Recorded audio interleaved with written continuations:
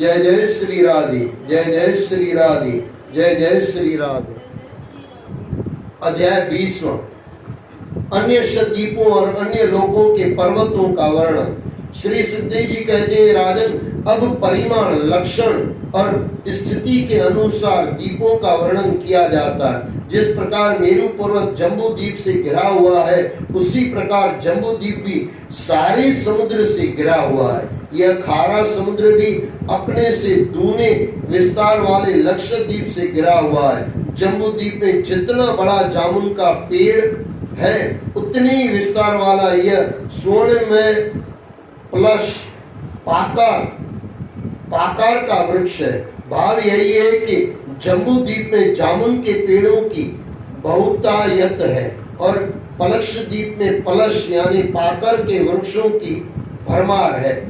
पलक्ष द्वीप में 7 जीवा वाले अग्निदेव विराजते हैं। इस द्वीप के अधिपति राजा प्रेव्रत के पुत्र महाराजा धीराज इदमजय थे। उन्होंने इस द्वीप को 7 वर्षों में विभाजित किया था। अपने 7 पुत्रों को वहां का राज्य सौंपकर स्वयं विरक्त हो वन में साधना करने चले गए। उन वर्षों के नाम शिव, यवन, सुभद्र, शांत, क्षेम, अमृत और अभय है। वहाँ अनेक पर्वत और नदियां हैं, जिनमें मणिकूट, वज्रकूट, इंद्रसेन, ज्योतिष्मान, संपूर्ण सुपर्ण,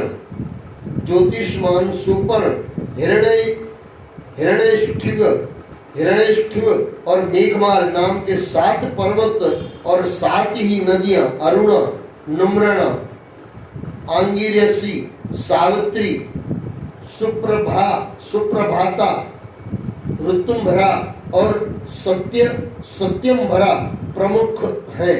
उन नदियों में स्नान करने से अनेक पाप कर्म नष्ट हो जाते हैं।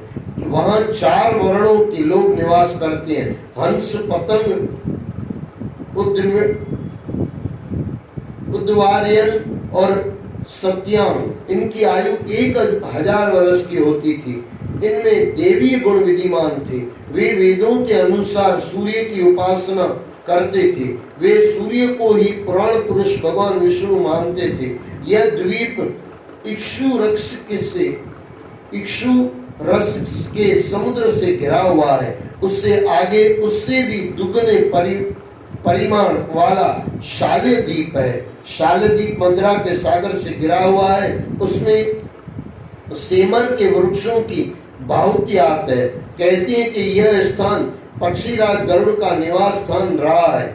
इस द्वीप के अधिपति महाराजा प्रेव्रत के पुत्र महाराजा यक्षबाहु थे। उन्होंने भी इस द्वीप के 7 भाग सुरोचन, सोमनस्य, रमणक, देववर्ष, पारिभद्र, आप्यायन और अविज्ञात नाम से किए और उन्हें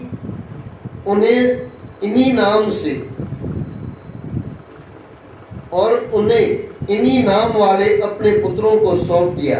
इनमें भी 7 वर्ष पर्वत और 7 नदियां प्रसिद्ध है। पर्वतों के नाम स्वरस, शतशृंग, वामवेद, कुंद, मुकुंद, पुष्पवृष और सहस्त्र श्रुति और नदियां के अनुमति, सिनीवाली, सरस्वती, कुहू, रजनी, नंदा और राका नाम प्रसिद्ध है। इनमें से 4 वर्णों के लोग रहते हैं जिन्हें शूद्रधर, वीरधर, वसुंधर और ईशंधर कहा जाता है। ये लोग चंद्रमा की उपासना करते हैं। इसी प्रकार मदिरा के समुद्र के आगे उनसे भी दूने आकार का कुशद्वीप है। ये कुशद्वीप घृत के समुद्र से घिरा हुआ। इन द्वीप में कुशों की बहुतायत है। अब देखो यहाँ पे लिखा है घृत समुद्र। कई बार आपको लगा होता है ऐसे समुद्र होते थोड़ी है। तेल का समुद्र होता है क्या? होता है ना, तेल के समुद्र है ना। अभी मैं आप समझ गए। हाँ, तेल जहां से आता है, कितनों को मिलता है? तेल जमीन में से निकलता है। लेकिन ये हमको विश्वास नहीं होता है, हम कभी तेल के समुद्र में गए नहीं है, इसके लिए पता नहीं। वो समुद्र नीचे दब गए तो वो लोग ऊपर से निकालते। आपने सुना होगा फॉरेन कंट्रियों में है, वहां से तेल निकलता है। तो मैं अभी देश का तो नाम मुझे ध्यान नहीं है, लेकिन है वहां पे तेल के समुद्र है। अब वो समुद्र नहीं है, वो जमीन के अंदर चले गए कि ऊपर धरती आ गई पूरी।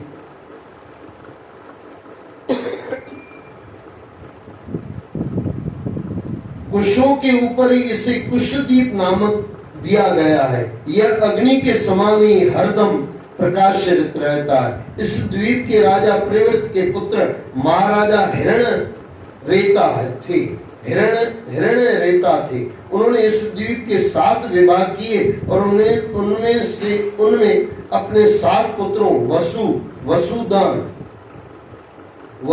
वसुदान, दृढ़रुचि, नाभिगुप्त, सत्युव्रत,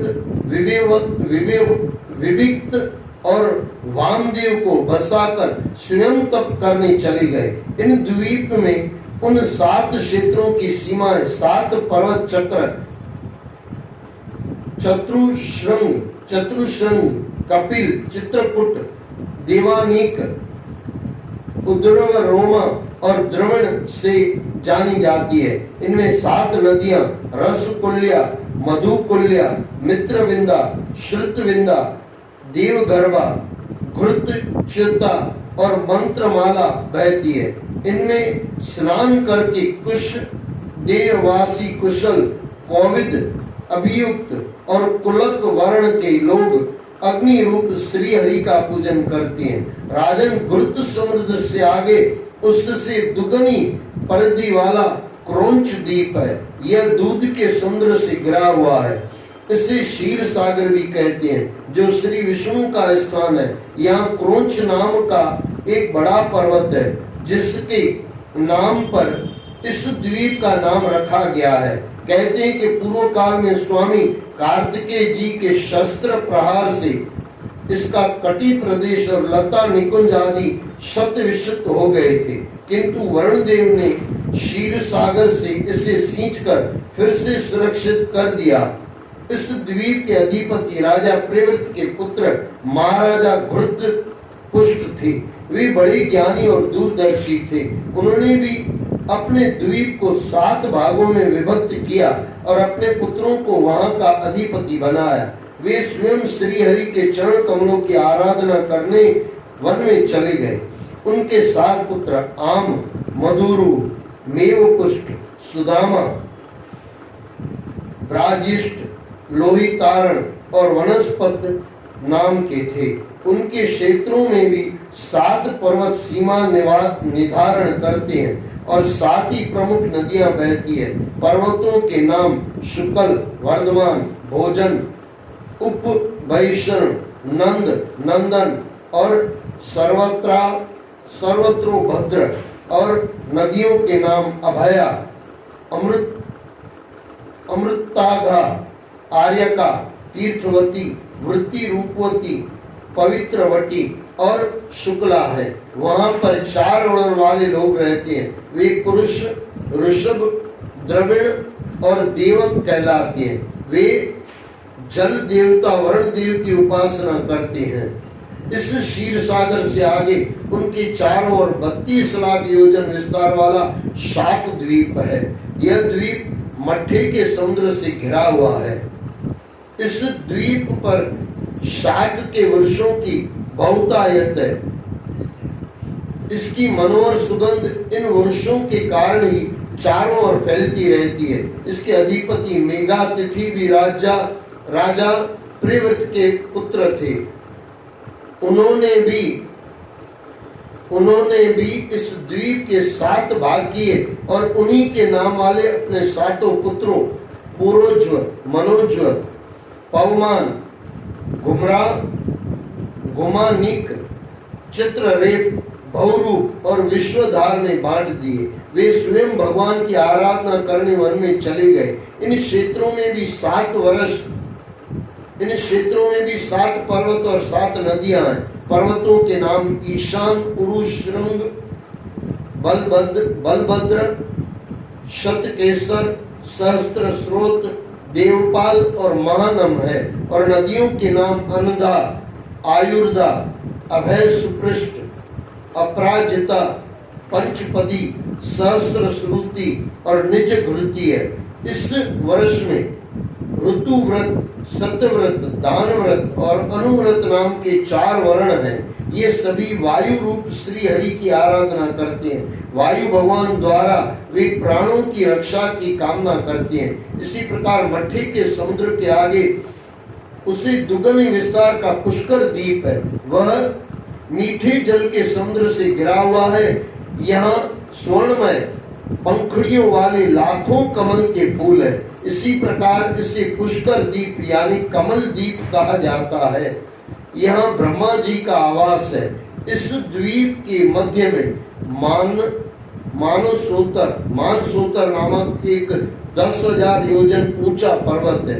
इनके चारों ओर इंद्र आदि लोकपालों की 4 पुरियां हैं। इन पर मेरु पर्वत के चारों ओर घूमने वाले सूर्य देवताओं के दिन और रात बनाता हुआ इन पर मेरु पर्वत के चारों ओर घूमने वाला सूर्य देवताओं के दिन और रात बनाता हुआ घुमा करता है। इस द्वीप का अधिपति प्रियव्रत का पुत्र वीतहोत्र था। उसने अपने 2 पुत्रों रमणक और घातिक को इस क्षेत्र के 2 भाग करके अधिपति बना दिया और स्वयं तप करने वन में चला गया। यहाँ के निवासी ब्रह्म रूप श्री हरि की उपासना करते हैं। यहाँ के निवासी ब्रह्मा रूप श्री हरि की उपासना करते हैं। राजन, इससे आगे लोकालोक नाम का पर्वत है। यह पृथ्वी के सब और सूर्य और चंद्र से प्रकाशित होता है। इससे आगे स्वर्णमयी भूमि है जो दर्पण के समान स्वच्छ है। यहाँ देवगण रहते हैं। लोकालोक पर्वत इतना ऊंचा है कि लोकालोक पर्वत इतना ऊंचा और लंबा है कि इसके एक और से तीनों लोकों को प्रकाशित करने वाली तथा ध्रुवलोक तक विस्तृत समस्त सूर्य ज्योति दूसरी ओर नहीं जा सकती। हे राजन, प्रमाण, लक्षण और स्थिति के अनुसार विद्वानों ने इन संपूर्ण लोकों का इतना ही विस्तार बताया है। यह समस्त भूमंडल 50 करोड़ योजन है। इसका चौथाई भाग अर्थात 12.5 करोड़ योजन विस्तार लोकालोक पर्वत का है। इससे ऊपर चारों दिशाओं में समस्त संसार के गुरु स्वयंभू ब्रह्मा जी ने संपूर्ण लोकों की स्थिति के लिए ऋषभ, पुष्कर चूड़, वामन और अपराजित नाम के 4 गणराज नियुक्त किए हैं। श्री हरि अपने पार्षदों के साथ इन सभी पर्वतों पर विराजते हैं। इन लोकों से आगे शून्य अंधकार में योगेश्वरों की ही गति हो सकती है। हे राजन, स्वर्ग और पृथ्वी के मध्य जो ब्रह्मांड का केंद्र है वही सूर्य की स्थिति है। सूर्य और ब्रह्मांड के गोलों के बीच में सब ओर से 25 करोड़ योजन का अंतर है। सूर्य इस अचेतन अंड में वैराज रूप से विराजते हैं। इसी से उन्हें मार्तंड कहा जाता है। ये ज्योतिर्मय हिरण्यमय ब्रह्मांड से प्रकट हुए, इसलिए उन्हें हिरण्य गर्भ भी कहा जाता है। सूर्य की दशा आकाश, ध्रुवलोक यानी अंतरिक्ष, भूलोक, स्वर्ग और मोक्ष प्रदेश, नरक, पाताल और रसातल समस्त भागों का विभाग करती है। सूर्य ही देवता, त्रियक, मनुष्य, सरीसृप और लता वृक्ष आदि समस्त जीव समूह के आत्मा और नेत्रों के अधिष्ठाता हैं। ये ही श्री हरि है और यज्ञ पुरुष है। अध्याय 20वां समाप्त हुआ। देखो कितना विस्तार से कहा गया। और उस जमाने में कौन से नाप से नापा होगा। अच्छा, ये तो कोई मुझे बता रहा था, बोले ये ज्योतिष विद्या जो है ना, और जितना बताते हैं कि सूर्य धरती से कितना दूर है, आज विज्ञान बोलता है कि ये बराबर कहा गया है। उस जमाने में कैसे नापा होगा, कैसे ऋषि मुनि होंगे, गजब है।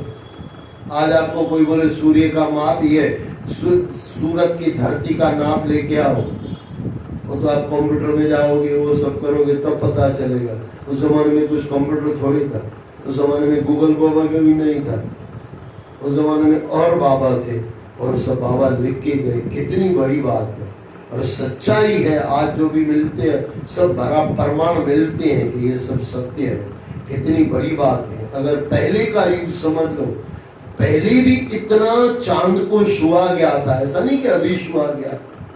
ये जो आप सुनते हो कि भाई पुष्पक विमान थे, यानी पहले भी धरती के ऊपर गए हैं लोग, लेकिन फिर लगा कि धरती पे जो है और उसके अंदर भी जो भारतवर्ष के अंदर है वो सब यही है और इसी को नमन है। इसे नमन करते हुए परमात्मा के चरणों में आगे बढ़ते रहे तो सब मिलता है। इन्होंने जो भी लिखा परमात्मा की चरणों में पा के लिखा, तो इसको कभी काटा नहीं जा सकता। ये सत्य हो गया। और आज विज्ञान जो भी शोध करेगा कल उससे ऊपर कुछ आएगा तो ये झूठ हो जाता है। लेकिन ग्रंथों के आधार को कभी भी आज तक कोई टालने वाला नहीं हुआ कि ये झूठ लिखा गया, क्योंकि परमात्मा की गोद में बैठ के लिखा गया और परमात्मा की गोद से जो लिखा जाएगा वो सत्य ही लिखा जाएगा।